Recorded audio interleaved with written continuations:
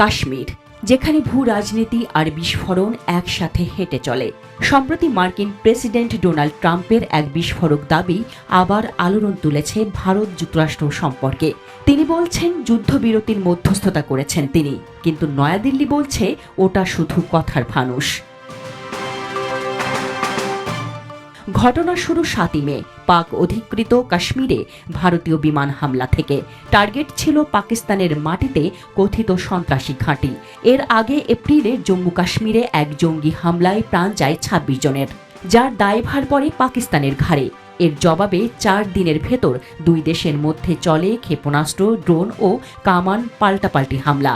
প্রাণহানি ঘটে প্রায় 70 জনের, যার অধিকাংশই ছিলেন নিরীহ বেসামরিক মানুষ।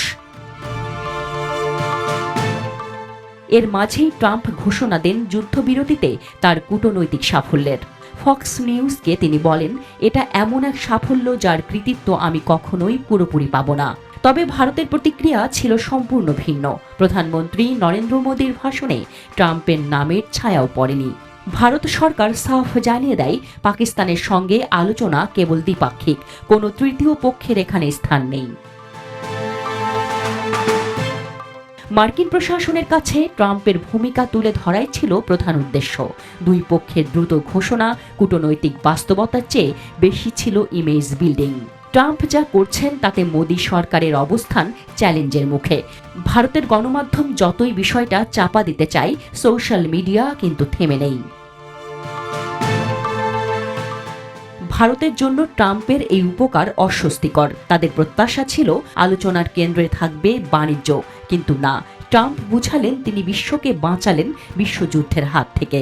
বিশ্লেষকরা বলছেন বিষয়টা শুধু যুদ্ধবিরতি নয়, বরং ভারতের কূটনৈতিক স্বাধিকার ও ইমেজ রক্ষার প্রশ্ন।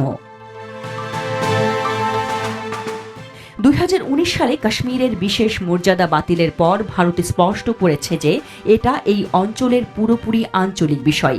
ট্রাম্পের মতো কোনো বিদেশি নেতার মন্তব্য মোদী সরকারের শক্ত অবস্থানকে দুর্বল করে দিতে পারে না।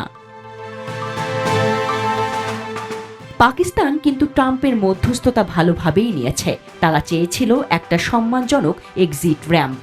তবে ভারতীয় বিশ্লেষকরা বলছেন এর ফলে ভারত পাকিস্তান সম্পর্ক নতুন করে ঝুঁকিতে পড়তে পারে। কাশ্মীরের ভবিষ্যৎ শুধু গুলির আওয়াজে নয়, কূটনীতির ভাষায় নির্ধারিত হবে। কিন্তু প্রশ্ন রয়ে গেছে, মোদী ও ট্রাম্প কার ভাষা সত্যিকারের যুদ্ধ থামিয়েছে?